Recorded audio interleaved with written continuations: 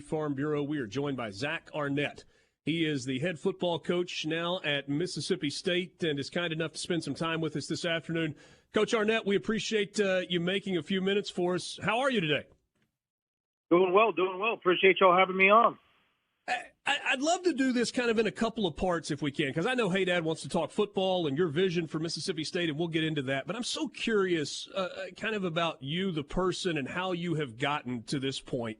Take me back, if you don't mind, to high school, making the transition from high school, the University of New Mexico. First, it looks like it's going to be baseball. Then it turns into a football scholarship and that part of your journey. Yeah, you were pretty short and sweet. I'm a limited athlete. I'm, about 5'9", not the fastest guy in the world. It didn't make really much sense for the football program to recruit me as a scholarship athlete. I was a halfway decent baseball player, and so I was, received a little money to go be a baseball player as a catcher. Prior to my freshman year, football had one of their signees back out of coming, and it opened up a scholarship late. And in a very generous move for some goodwill and PR, they offered it to the local kid who was a try-hard guy, and I was the beneficiary of that. And so I got put on football scholarship and was able to learn enough and hang around on the roster for the 4 years there. Did you ever consider both, trying to play baseball and football at the time? I did my freshman year, yes, I did. And then needed to commit to one. Say that again? Yeah, I was just saying, how hard is it to do that? We occasionally still see a guy who tries to do both, to play baseball and football. How hard is it for a guy to be able to do that? I think it's hard to develop and excel at one when you're split like that over throughout the year. I can tell you in my case, it's not that hard to stand on the sideline and sit on the bench. That's about most of what I did that year. So, but obviously football is my first love, and so I wanted to try to become as good of a player as the potential I had, and got a role in the field. And so I committed full time to it. And then obviously football, scholarships are full rides. In baseball, they're partials, and so financially it was a smarter move to stick with the football scholarship too. So you finish up your football career, and then if Wikipedia is telling me the truth, you're out of the game for a couple of years before you take the opportunity to be a GA at San Diego State. What did you do in those 2 years between the time that you finished playing and you kind of started your coaching journey? Yeah, you're kind of typical, out of college, no plan, a bunch of odd jobs. I think the last one before I was able to beg on for a position at San Diego State, I was working in a hardware warehouse, First State bolt and nut there in Albuquerque. So I was pulling orders or unloading pallets, stocking shelves, and I was a warehouse guy.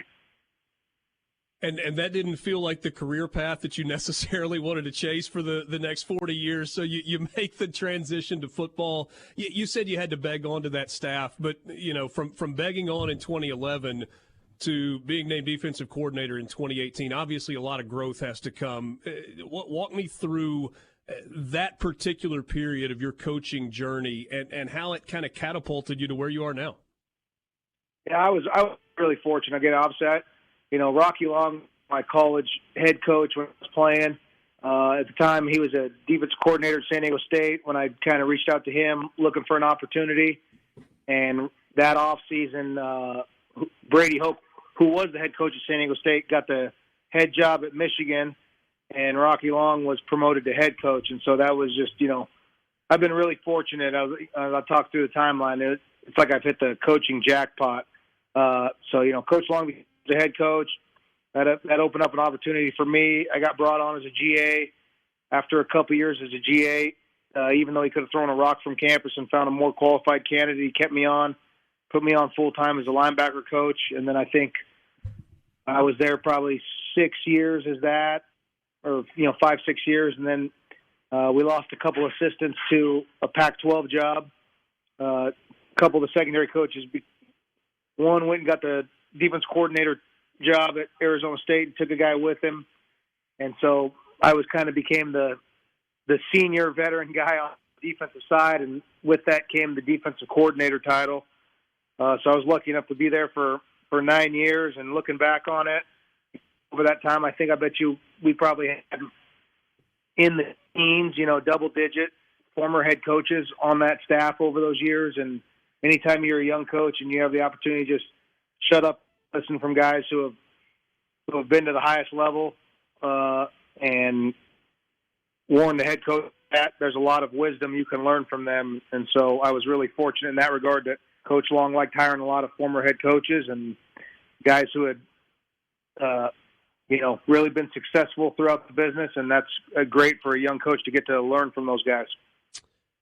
Last thing kind of about your past. I'm curious if it was when you were a kid, when you were in high school, when you were playing in college ball, that you decided, I want to be a coach. And then I don't know that every coach, and forgive a two-part question, when they're in one of those growth roles, whether it's a GA or a position coach, it is necessarily soaking things up like a sponge, kind of in preparation for maybe an opportunity to be a head coach one day. So when did you decide this is what you wanted to do, and were you consciously soaking in as much as you could along the way?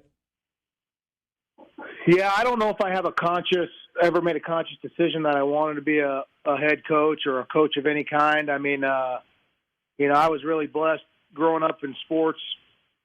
First of all, my father and my uncle were, like coaches to me, and at every one of my sporting events, and always there to give me advice. But I had great coaches growing up, and I was always fortunate enough to kind of be on successful winning teams. And so it always leaves a good taste in your mouth. But again, I think it was probably some of those long days in the warehouse, getting yelled at for messing up another order or not knowing the difference between a hex head and what galvanized is and what isn't, and stainless steel, all that stuff. And so I was probably more just looking for a different opportunity. And then fortunately enough, I was able to stick in coaching. But I've always wanted to be a part of teams. When you've grown up playing sports and then you get away from it, a lot of guys, you long for that, camaraderie and working towards something bigger than just yourself. And obviously that's the great part about coaching. And you get to put yourself into other people and watch them develop and reach and go beyond their potential. And then your second part of your question, I'm not sure I ever really thought, again, consciously, hey, this is a great chance for me to sit here and just soak in all this knowledge and wisdom from guys who are older than me and guys who have been former head coaches. I think it's just after you kind of realize, after it sets in, man, maybe I don't have it all figured out. When you're a young guy, you think you think your opinions all matter. And then quickly you realize, oh, shoot, I don't have the slightest clue what I'm actually talking about. And hopefully you realize sooner or later you just kind of be quiet and start to listen and learn. And now you've got a program that is all your own. We've got a minute and a half or so until the break, and then we'll kind of switch and talk about this Mississippi State team and spring practice coming up. But has there been a moment? I mean, the timeline has been so fast, and there's been so much for you to do over the last couple of months. Has there been a moment for you to sit back and take a breath and kind of take a survey of the fact that you're now the boss? Now you're in charge of an SEC football program? Yeah. Well, I tell you what, I got a lot more administrative paperwork and HR stuff to do than when I was just worrying about calling third down defenses as the D coordinator. And so that's kind of been a, welcome to the new job moment. But, no, I mean, every day you see the roster, you see the guys out there working, the new staff we've assembled here, the responsibility hits you that, yeah, you're kind of in charge of everything, and that's the role of a leader. If we have hiccups in the operation or things don't go well, ultimately that's a reflection of leadership. And so, we preach accountability and leadership and responsibility to the players. Well, the same thing applies to us as coaches, and me more than anyone. We're visiting with Zach Arnett. He's the head football coach at Mississippi State, has a 1-0 record. So I think on our graphic on the screen it says winningest coach in the SEC by winning percentage right now. I don't know if you are able to keep that forever, but it certainly is a great spot to start. We're going to continue our crazy that it's kind of an afterthought at this point compared to what the first Wednesday in February used to be. Where are things right now for you in terms of organization and leadership and building a roster and building culture and everything that happens during the offseason? Well, things are going well. Obviously, we got our, all of our full-time coaches, on-field staff assembled. There might be a few off-the-field hires still to get announced, but in terms of the men who are going to be leading meetings in the meeting room and coaching up the players on the field, the staff is in place. Obviously, we have a tremendous amount of not only experience recruiting in Mississippi in the footprint, but SEC experience. I think when you tabulate all the years of SEC experience on our staff, we have actually over a century of SEC experience, which is going to be incredibly beneficial to me. I'm very excited about the recruiting prowess of our staff. And then obviously, we're back off the road recruiting. And so we were out there, watched the 6 a.m. workouts this morning and weight room. And obviously we're, pretty much everyone is staying obviously in the position they're in, but there may be a few slight moves to try and give guys a better opportunity to get on the field. And obviously we're changing scheme a little bit on offense. Coach Barbay, I think he does a phenomenal job. When I ask him, hey, what's your offensive philosophy? What's your identity? What do you want to do? And he goes, well, show me who our most explosive players are. Show me who our best players are. So obviously on the offensive side of the ball, we're going to be identifying who our top 11 guys are, who are the guys who give us the best chance to score points, and then we'll be molding our scheme around them. Coach, when you were under Coach Leach, he sort of gave you that freedom of, hey, that's your defense, and I'm going to let you be, and you make the decisions you want to make. Are you giving Coach Barbay that same kind of freedom? Is that his offense, and you're kind of going to stay hands off? Yeah, seeing how I have 0 years of experience coaching on the offensive side of the ball, I don't think I'm qualified to tell them what they should do. Hey, I buy that. I buy that.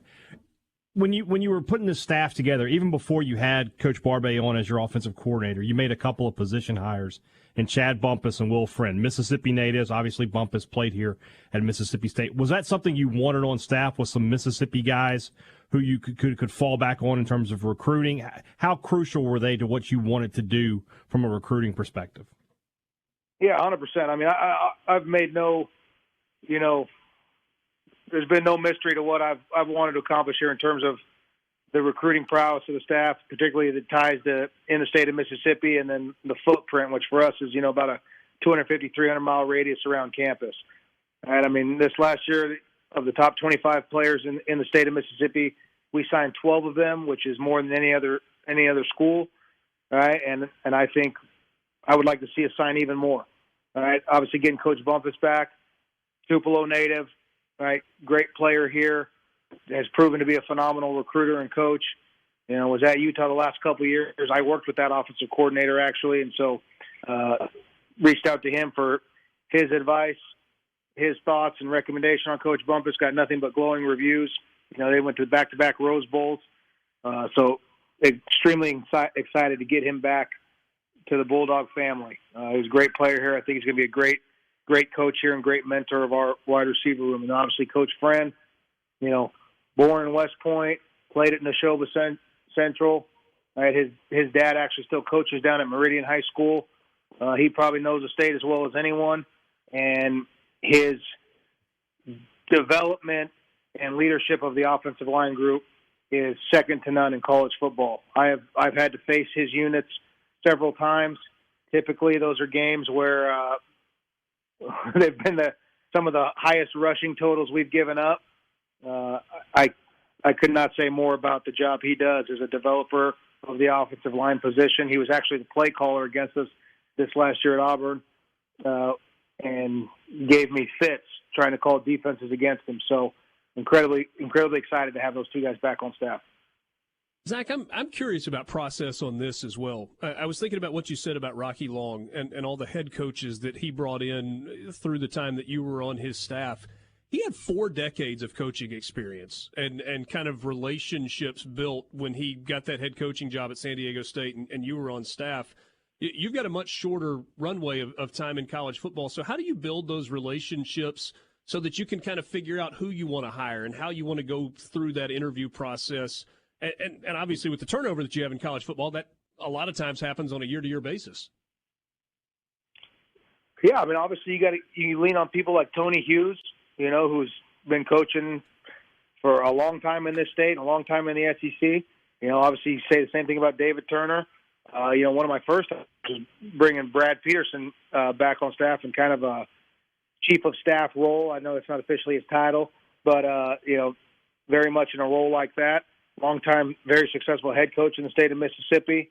Got to know him. I think he joined when it was under Coach Mullen's staff, was retained and was here under Coach Moorhead, was here for about a year and a half under Coach Leach, and then he hit his years required for retirement in Mississippi, and so he had retired and gone into the private sector, and fortunately I was able to beg him back, and he was willing to do it. He's about as connected to the state of Mississippi as anyone, and been incredibly valuable what he's provided to me over this last month. But, again, you look at the rest of the staff. Will Friend I mentioned about. David Turner, his experience, his resume. Right? Greg Knox, who we brought in off the field. We were able to get him back in an off-the-field role. Right? He was a SEC coach for 27 consecutive years between wide receivers and running backs. And so, I definitely would like to think I'm a low-ego guy. And to get men on the staff with their resumes, the experience in the SEC, obviously that is something I'm going to lean on heavily. Coach, if you keep up with you guys on social media, you and your assistants, you guys have been on basically a barnstorming tour the past few weeks around Mississippi high schools, meeting with coaches and players. When you meet with the high school coaches around the state, what's your message to them as far as what you want to see from players going to Mississippi State? Well, I'm a defensive guy, so I'm pretty simple. I just look for facts and figures and data to support my ideas. But right now we got 28 Bulldogs in the NFL, and 19 of those guys played either high school football or junior college football in the state of Mississippi. So that would seem to me like our best football players in this program come from the state of Mississippi. They either played high school football here or they came here and played in the junior college program. So it seems to me like we ought to be spending the majority of our time recruiting the state of Mississippi harder than anyone, and it'll pay off great dividends for us. Zach, last thing for you as we wrap up. People throw culture around almost so frequently that it's like a buzzword, and I wonder if it has the same meaning that it needs to. But when you think about the culture of your program, team, coaches, support staff, everybody that's involved with, what are you trying to build, and how do you build that? Well, I'm going to just echo what you said. I think it's talked about so much and thrown around as a buzzword. It's kind of just become that, a slogan on a wall. Right? I don't think we need a drastic culture change here. I think we need to carry on the tradition and the culture of what Mississippi State football has always been about. This is a big time program. Right? It plays tough, physical, aggressive football. Always has and always will. And it's my job to make sure we continue to do that. And myself, the rest of the staff, and the players in the program are incredibly proud to put on the maroon and white. And we look forward to going about our work and getting ready for the 23 season. Coach, that was Richard's last question. I have one more for you.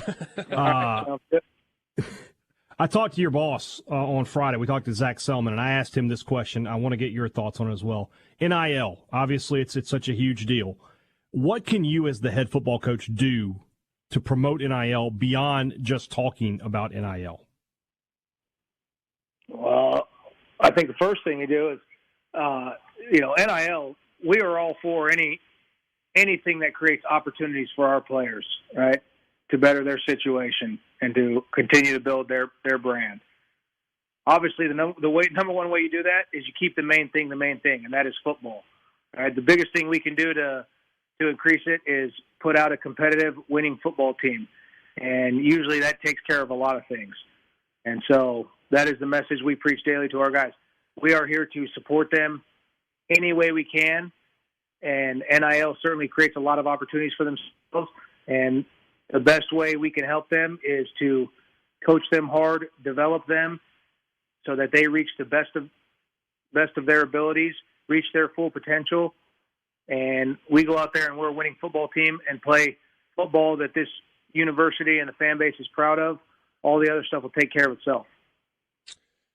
Zach, can't thank you enough for your time this afternoon. Wish you the best on the smaller version of National Signing Day, and hope we can have some conversations with you again in the future. Thanks so much. Yes, sir. Thank you very much.